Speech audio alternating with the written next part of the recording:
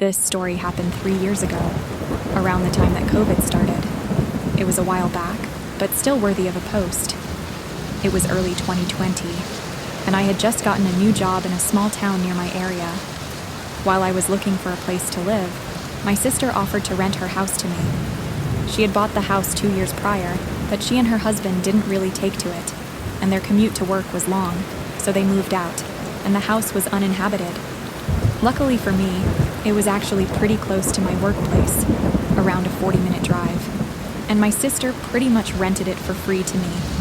I just paid for the water and electricity and looked after the house. I had been living there for a solid 2 or 3 months, and had already gotten used to it. One night after coming back from work and parking my car, as I walked toward my door, I noticed something odd. There was a cigarette butt on the curb to my house. I leaned down and picked it up, thinking that it might have been mine since I'm a smoker, but after looking at the brand name, I realized that it wasn't mine, and threw it away. I didn't think much of it, and just shrugged it off as some asshole throwing it at my curb. I went on with my night, and nothing unusual happened. 2 days later, I was once again walking to my house when I spotted a few more cigarette butts, this time near my porch. Needless to say, I was pissed off and thought that someone sat on my porch and smoked, but since I didn't know who it was, there was nothing I could do about it. I noticed that they were put out pretty recently, so whoever it was probably walked off as I was approaching. That night, I was watching a movie on my laptop, and it was pretty late, past 1 a.m., so I was surprised when I heard a car passing by. It was in a suburban neighborhood, and it was COVID, so people rarely venture out at night, but I didn't think much of it. Around half an hour later, I was surprised when I heard chattering nearby. I listened intently, but I couldn't hear what they were talking about as their voices seemed almost muffled and quiet. By this point, I was getting a bit unnerved, so I stopped the movie and quietly got off my sofa and walked to the front door to make sure that it was locked.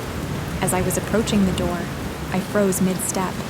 As I heard the two approaching my porch and reducing their talking to a whisper, I realized right away that whoever this was wanted to break in. I leaned against my front door and waited, expecting a loud bang or the doorknob to be shaken, but it was oddly quiet. I decided to walk over to my window to see if they had walked away or changed their mind. My windows have bars from the inside out that you have to unlock so that you can move the curtains or look out the window comfortably. I slowly unlocked the bar mechanism and lifted it up. I moved the curtains and was taken aback. Leaning up against my window was a man. He was as startled as I was because he basically stuttered over his own steps as he jumped back. He tightened his hoodie to cover his face, so all I could really see was his big blue eyes looking at me. His friend realized what was going on, and right away started to kick the door in. He kicked it a solid 4 or 5 times, but the door wouldn't budge. All the while I was staring at them, frozen in fear, and trying to comprehend the situation. I snapped out of it and slammed the bars over my window, locking them and running upstairs to the storage room, where I pushed a table up to the door and called the cops. As I listened and expected the two to come inside any minute, I heard a loud crash and the bars from the windows being shaken aggressively. When they realized that they couldn't get in, one of them let out a long, angry scream that probably woke up half the neighborhood. By the time the cops came, they were long gone. The police couldn't find out who it was, but they were more active in the neighborhood in the following weeks. Regardless, I wasn't too keen on staying there, so shortly after I moved out. My sister sold the house a few months later, and as far as I know, nothing similar has ever happened. I honestly don't know what they wanted or why they were so determined to get in. But whoever it was, let's not meet again.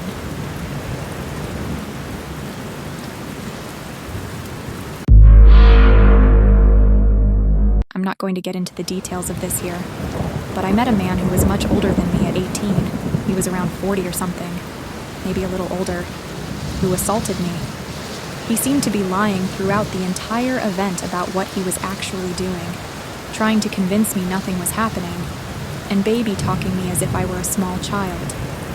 Obviously, I was hysterical about this. For reference, this happened in his house, in the middle of nowhere. It's a long drive out and surrounded by a bunch of forest, and to the back of the house, there's a field full of stalks you have to wander through in order to reach the main trail, which opens up onto the side of a lake and heavy forest. After he was done assaulting me and finally let me go, I launched up from his bed and immediately began searching for my clothes, which he refused to help me find at first.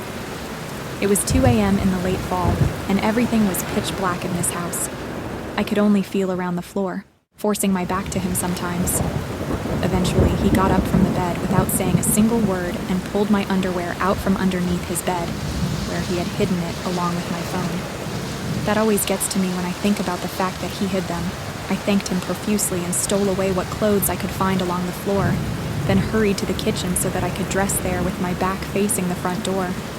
While I was getting dressed, he followed me out and stood naked a few paces away from me, just watching me change. First, he tried to gaslight me and tell me nothing had happened, and that I was overreacting and panicking, as if he had done something to me. Now at this point I would have said anything and done anything, so I firmly agreed with whatever he told me, and even told him anything that happened was in fact my fault, wholeheartedly agreeing, so I could keep him occupied with talking as long as I was changing into my clothes. I kept feeling like if I let the conversation drop and let us drift into silence, he was going to hurt me. At some point while I was talking, his face turned completely cold. It was like a switch going off, totally dead eyes. He kept staring at me in utter silence, just watching me with no emotion. And at this point, I finally broke into tears because I was sure he would hurt me again, or kill me, as he had threatened to hurt me before. I asked him through tears if he was mad at me. He didn't say a thing. He just watched me get changed with no emotion on his face. I begged him not to be mad at me. He got hard while I was crying. Finally, when I was changed, he told me to wait where I was. He was leaving the house also, and needed to get dressed. I don't know why I waited, but I did. I was rooted in fear. I felt like I should run, but I couldn't. He finally comes back out of his bedroom, wearing nothing but a pair of boxers and holding a wrapper. At this point, I finally bolted. As I said earlier, in order to access the main trail to this house, you need to traverse a small field of stalks, but the ground was slippery and wet there, as it was late fall, and it was so dark I couldn't properly see where I was walking without a light. I used the last of my phone battery on a flashlight, getting as close to running as I could without actually running. I was terrified of slipping there. I couldn't shake the horrible thought that if I just stood still for one moment, he was going to come find me and catch me or pop out from behind me. I made it out of the field and onto the main trail. And luckily, there was an older lady there walking her dog by the woods who was able to give me directions for the nearest bus stop. I just tore off in that direction after thanking her. Looking back on it, I wish I had told her what had happened and asked for help, but in the moment, all I wanted was to get home as soon as possible, and I was embarrassed, already feeling like I could tell nobody ever about what had happened that day. It was a long trail, and my phone died on me at some point, but I was able to see where I was going eventually because the bus stop was lit up by a street lamp, perched on a kind of slope, that overlooked this trail below. When you stood at the top of that stop, looking downward, the entire trail and forest looked almost pitch black, except for faint outlines in the darkness. You certainly couldn't see a person in the shadow. The bus that would take me home came in 30 minutes. The bus that would take me in the wrong direction came in at 15. There was a digital clock counting down the time, as most bus stops have in my country. This was a place where public transport is generally excellent, so the last buses were still arriving at this hour. At some point, maybe about 7 minutes before the bus in the wrong direction would have arrived, I heard a man yelling in the darkness. He kept yelling and yelling, and like I said, this was 2 a.m., so there was nobody else outside. As far as I knew, I was completely alone, except for that woman I had passed who I had left much, much further down on the trail. It's common to have drunks in the area, so I thought it could have been nothing, but I crouched in the corner of the bus stop, which was really a horrible place to hide, and tried to make myself as small as possible anyway. I was still shaking and kind of silently weeping from what had just happened. I'm glad I crouched. The shouts became clearer, and they transformed into my name. At this point I was crying and praying, begging for any bus to arrive, while this man continued shouting my name in the darkness below, searching for me. Nothing else happened, luckily. The shouting stayed on the trail below, and I stayed crouched at that bus stop until the soonest bus arrived, in the wrong direction. I burst into fresh tears again as soon as I was on the bus. I'm sure I looked like I was on drugs, but nobody questioned me or said anything. I eventually made it home safely with a bit of a detour.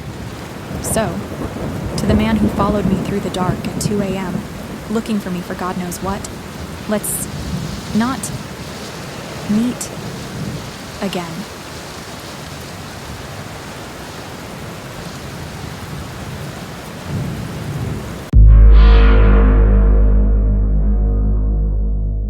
This happened around 2 years ago, maybe 3. It was during COVID at some point, because the mask mandate was still in place at the time. For some context, me and my boyfriend were both 17 at the time. This was the start of our relationship, and we didn't live together at this point. So I went to his parents quite frequently to stay over. He lived about a 30-minute drive away, but at the time, none of us could drive, so we took the train. I always preferred the train to the bus, as it felt safer to me, but this hindered that for a while. It was in November, so it was pretty dark and rainy, as it was around 8 p.m. We got on the train and sat down, kind of adjacent to a man. In those table seats with 4 seats, we were on the one across the aisle from him. Due to COVID restrictions at the time, half of the carriage behind us was closed off, so it was just half of a carriage. But it was pretty quiet apart from a group of like 14-year-olds on the seats in front of us. Anyway, the train starts and everything's fine. However, I did notice that the man was staring just kind of strangely at the younger kids, but I thought I was just being a bit too on edge, as I am generally quite paranoid in public settings. But after a while, the man started staring at me instead. Like, really obviously, turned to our parallel faces and just stared. I didn't look at him and just kept him in my line of sight, while trying to draw my boyfriend's attention to it subtly, as I was starting to get quite anxious. It took a minute of awkwardly trying to point with my eyes before my boyfriend clocked what was happening. But just as he did and looked over at the guy, the man looked at us dead in the face, pulled his mask off, leaned forward, and then coughed obnoxiously at us. At this point, I just kind of stared at my boyfriend, laughed it off, and started talking about something else to try and get the man's attention off of us. Because he just gave me a really weird feeling. The man then said, "What's so funny?" Which I ignored. We just ignored him the rest of the journey, but I was really nervous. I just felt like he was going to do something weird. Then, after a while, the train was coming up to our stop. My boyfriend stood up and started to walk towards the doors, which were far away from where we were. Technically, due to half the cart being closed, we were at the back. I was still starting to stand up at this point, still in the booth on the backside. And the man stood up and then just stood right in front of where I was, blocking me from getting out and towering over me pretty much. At this point, I was really starting to panic and could feel myself starting to hyperventilate.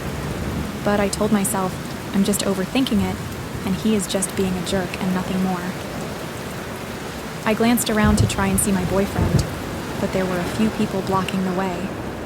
The guy stood there for like 2 minutes and completely ignored me when I said excuse me, to the point where I had to squeeze past nervously, to which he immediately turned around and followed behind. I finally caught up to my boyfriend near the first set of doors, the part that's a bit more open with the smaller fold-down seats, but still on the train carriage. The man still didn't pass us, despite us moving right to the edge to let him go ahead. At this point, the train had arrived and stopped completely, and my boyfriend went through the first doors to where he was now, in the smaller section between carriages, waiting for the door to open. Before I could even move to follow him, the man went into the same area and stood right up against my boyfriend, like fully pressing himself against him while he turned his head to just, again, stare right at me. It was so freaking weird. I was just confused and nervous, so I leaned forward, grabbed my boyfriend's hand, and pulled him towards me back into the main area of the train. The guy, again, just stood there. He didn't get off the train or move to sit back down, so my boyfriend pulled me past him, and we got off. Now I was really panicking and had been since he blocked me in. I was visibly shaken up, and I considered speaking to the train ticket person who was away at the front of the train outside, but I thought I was being silly. And really, he didn't do anything, and my boyfriend was really calm about it. So we just continued home. The way to my boyfriend is like a 5-minute walk. There are 2 routes when you get off the train, a long way and a short way. The short way is easier but creepier as it goes through an alley with some bushes. So I told my boyfriend to go the long way, which really is like a 2-minute difference. But it's more lit up and beside a road. And I also figured the guy would probably go the short way, but he didn't. He was right behind us, and my boyfriend lives in a tiny little farmer village, so there was no one around even though we were on the main street, and I was getting really scared and constantly checking behind me to see how close he was getting. But the guy just didn't seem to be fazed by my reaction. And surely a normal guy would notice if someone was scared and back up a bit. Ida K. My boyfriend was trying to calm me down and reassure me that he was probably going the same way, and I guess he is probably right. I do tend to be overly anxious, but he stayed behind us until we were about 5 minutes from our destination, where he turned in. The unsettling part is that the place he turned in is a little set of flats that houses convicted sex offenders after prison. So yeah, I don't know his intentions. Maybe I really am just too paranoid, but creepy train guy, please. Let's never meet again.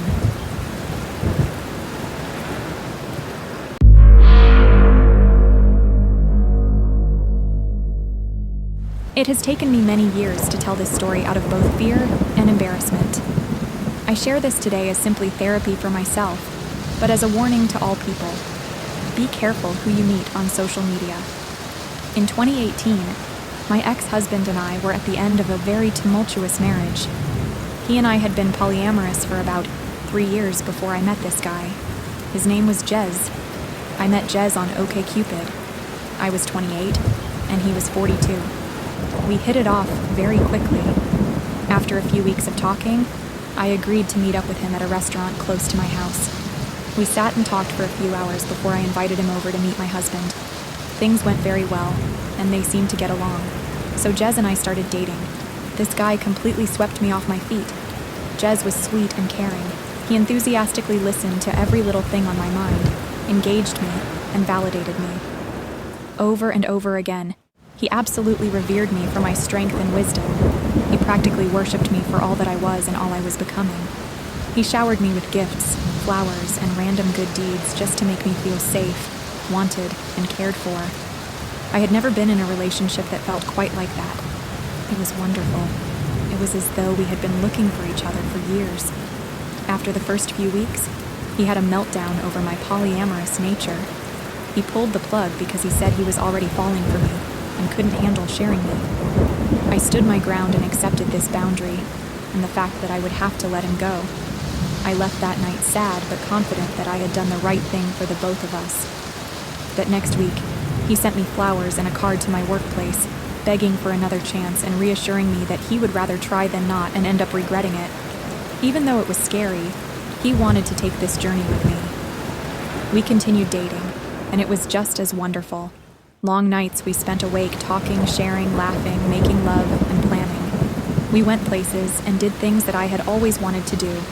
Then, in the deepest, most intimate moments, when we would just sit in silence, he would grip my hand to his face in solidarity and astonishment, asking where I've been all this time.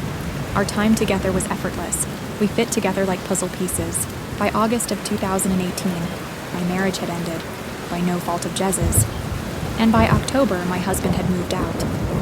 I was on a lease at the time and knew I couldn't afford the place on my own, so finding a roommate was essential. I had no support system to fall back on, nor did anyone else I knew need a place at the time, so Jez offered to move in. Even then, I was hesitant. We had only been together for about 4 months, and I knew everything always changes when you move in with a partner. Despite my hesitation, I agreed. He was wonderful to me. How bad could it be? I was not prepared for the change that was to come. It was literally like night and day. Jez suddenly became a different person. He was extremely controlling, jealous, and lazy. Nothing like the person I thought I had met. And the way he treated me progressively got worse and worse. Hanging out with friends became a burden, if not impossible, because he would blow up my phone, guilting me about leaving him alone or not involving him in some way. Yet when I tried to, it was also treated as a burden and inconvenience, as he would huff and puff his way through even the concept of leaving space for anyone but ourselves. In December of 2018, we attended my work Christmas party.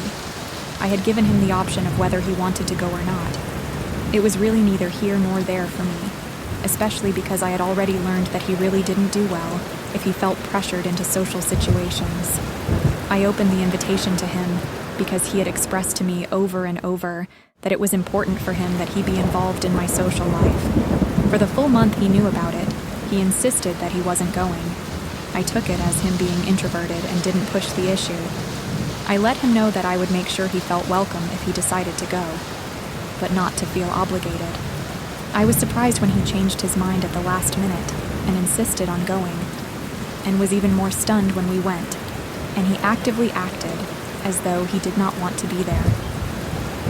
Everyone there was incredibly welcoming and included him in the festivities and conversation. However, he still practically grumbled the entire night about the whole thing, mumbling insults and critiquing every little part of the party under his breath, as though being there was absolutely awful to have to endure. No one really seemed to notice the low whispering of insults and gripes. At one point, after a couple of glasses of wine, my direct manager leaned into Jez and started praising him. She and I were very close, therefore she was intimately familiar with what I had gone through with my ex-husband. "I am so happy she has you," she bleated through wine. "You have been absolutely transformative for her. It's so nice to see her finally happy and appreciated." Without missing a beat, Jez grimaced at the comment and quickly snapped back, "You don't fucking know me." I honestly didn't believe my ears. It was one of those moments where time stops and you just know you couldn't have heard that correctly. I sat brewing on it for a minute, before another lighthearted interaction with Jez prompted him to suddenly snap at me through grit teeth. "Stop it." This triggered me, and I lost it. I pulled him outside and asked him what his problem was. I called out his behavior and told him if he was going to act that way, then he could just leave. If he didn't want to be there, he should have stayed home. He ended up giving a sort of half-hearted apology, and we went back inside and finished the party. I remember the drive home that night, staring out the dark window at nothing in particular, in worried silence. I might have messed up, was my only thought through the entire drive. This all started out slow, of course, like waving me away or invalidating my experiences and ideas due to my age, that I was just dramatizing my experiences because I was young, etc. The man who, not 6 months prior, had validated me, my trauma, and my experiences to the ends of the earth. Now every time I started a story or tried to share anything, even trying to plan out meals for the week, he would openly show annoyance as though I was violating his time and attention. Before I knew it, he was snapping at me over every little thing. If I asked how his day was or talked about my day, I would aggressively shut it down. "Why do you always ask me that? I don't want to talk shop at home." "I really don't care about your work. It's work." Before I knew it, I couldn't even bring him a plate of breakfast without being snapped at. It was as though he was testing me. When Jez and I first started dating, he flat out refused to talk about most of his exes. He refused to name them or discuss any of the issues or lessons learned. They didn't matter, he would claim. They weren't in his life for a reason. It was the same reasoning he also used in reference to my more recent exes. Talking about them, including my now ex-husband, may as well have become off limits. Any time I brought up either of our exes, he would become incredibly agitated, belittling, and just overall very aggressive. I took this as both an age gap issue, as I have a tendency to dwell, as well as insecurity and a threat to the life he was trying to build. However, after he moved in and this hot-button topic had been established, several times he would bring up his exes and how they looked, telling me on more than one occasion he would have never dated me back in the day, and that I was lucky he lowered his standards. I didn't even really know what to say to this. I would laugh it off and shove it in my back pocket. Noted. He then started bringing up my looks and accusing me of catfishing him. I had stopped taking care of myself due to the isolation and had also put on some weight. so most of my clothes that I had once felt great and no longer fit. And since Jez had also been dishonest with me about his financial position, he was always needing extra money here and there, leaving me broke almost all of the time. A horrible tragedy happened the following summer while Jez and I were together. I received notice that a good friend I went to art school with shot himself in the head while tripping on LSD. Our whole class was devastated. He was, without contest, the best photographer in our class, and one of the most kind-hearted individuals I have ever had the pleasure of knowing. Also, as someone who is very familiar with LSD, I was rocked. Jez, however, was far from supportive. He pretty much immediately shrugged it off. That's life. I guess that's what he gets for fucking around with LSD. I was baffled at such an unsympathetic response, and even more so when Jez started to interrogate me about my relationship with this guy, asking when the last time it was that I had even talked to this friend. You don't even know this guy anymore. Who cares? I broke up with him the first time after he called me at work raging. I was busy, so I wasn't able to answer right away, but once I was finally able to answer, I was met with intense anger. It was storming, and one of my dogs was having an anxiety attack due to the storm and separation anxiety. This wasn't the first time, and he was well aware of what she needed in those moments. Why the fuck aren't you answering my calls? You answer when I call you. I don't care where you are. He went on for a few minutes, calling me a shitty girlfriend and laying into me over my sudden distance and lack of communication while I was at work. At this point, I was done, and I lost it. I tore into him over everything, especially causing problems for me at work. That being in my life is a privilege, and if he's going to wake up every day acting like he hates me, then I don't know what on earth he's even doing with me. I told him that I expected him to get his things and leave. He was always threatening to go back to his old roommates, where there was still a room. I didn't want him there when I got home, and we could coordinate times for him to come and get the rest. He flatly refused, suddenly victimizing himself, claiming he had nowhere to go. How dare you make me fall in love with you? How dare you take me to meet your father and then dump me?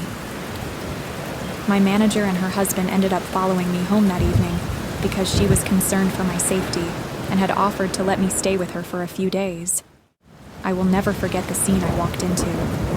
Like Theon Greyjoy begging for his life. My boss stood next to me, watching as this 42-year-old man crawled on his knees before me, begging for mercy and communication. At one point, he wrapped his arms around my legs, crying into them. I can't believe this is happening. She's the love of my life, you know that? He cried to my boss. I couldn't believe what I was witnessing. This was the antithesis of the heartless person I had been spending my days with. I shook him off and went to the back of the house, gathering enough of my things to get me through the next few days, as well as any and all valuables I could think of. It took a few days, but after about a week, Jez started blowing up my phone, apology after apology. Suddenly, he was the man I met again, full of humility and self-awareness. He acknowledged the awful way he had treated me and sent me walls and walls of well-thought-out messages, psychoanalyzing his own behavior, where it comes from, and the ways he knows it needs to change. I took him back. Like a dumb, desperate girl, I took him back. It wasn't long into this second round that he started to guilt me over the breakup. My panic had damaged his relationship with the people in my life, and he made sure that I knew it was my responsibility to fix it. It wasn't long after this that my car ended up breaking down at a gas station close to home. There was a very nice couple in the vehicle next to me that came to my rescue and checked things out under my hood. The gentleman turned out to be a mechanic for a living, so he had a pretty good theory about what could potentially be going on. By this time, I had already attempted to contact Jez to let him know what was going on and where I was. It wasn't long until he got off work, so he told me to sit tight and he would be there shortly. Meanwhile, this sweet couple stayed put and kept me company while I waited. Jez barreled in about 15 minutes later, completely ignoring the couple that had helped me. Touching base, the gentleman handed me a slip of paper with a name and phone number on it, reviewing what he thought was going on with my car. Before Jez butted in, cutting him off, "I said she's fine," he snapped. I could see the woman out of the corner of my eye slink away at this comment and get into the passenger seat of their car. I could feel the sudden tension, like maybe she'd been here before.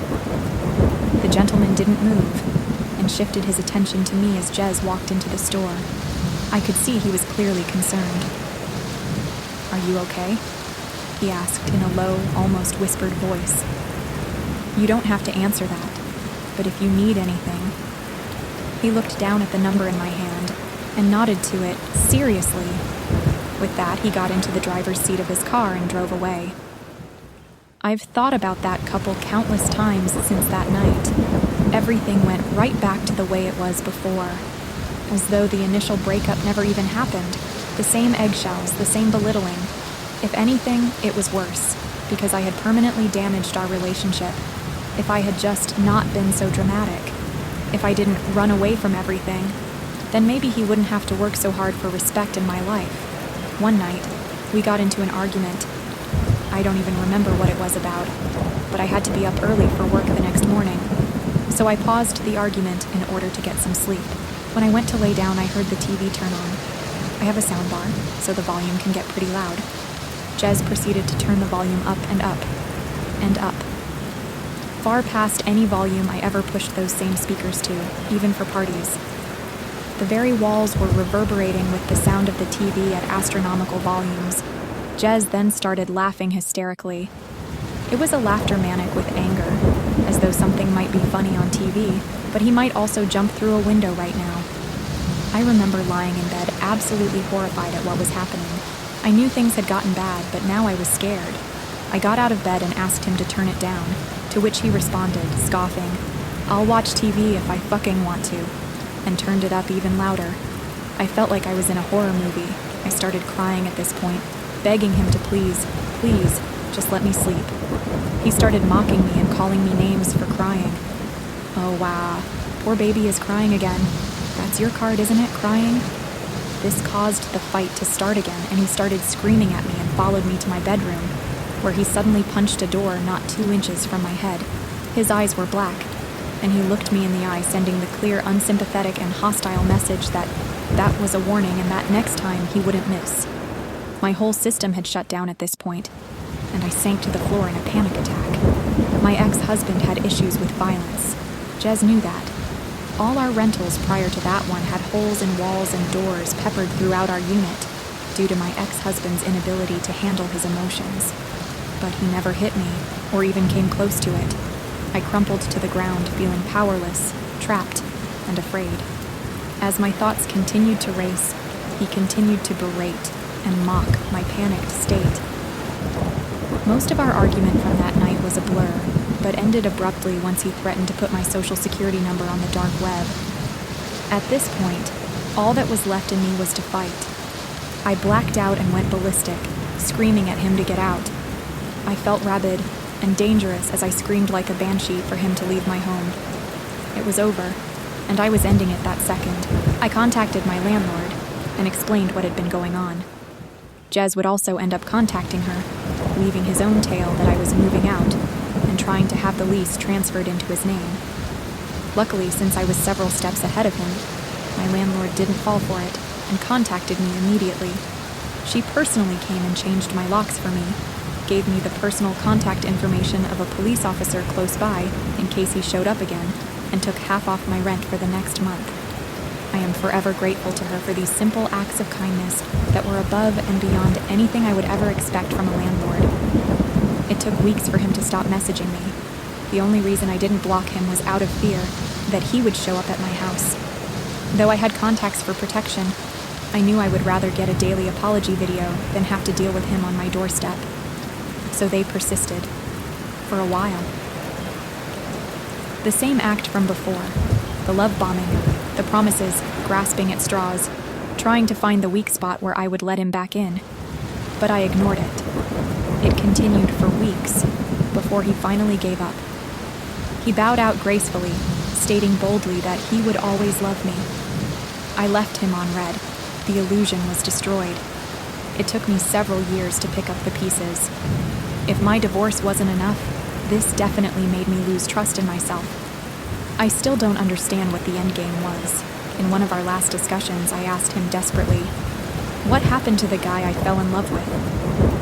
Jez looked me dead in the eye, smirked, and said, "That guy doesn't exist. I told you what I had to tell you in order to get you away from that fucking asshole husband of yours. You're just stupid and fell for it. Jez, let's not meet again.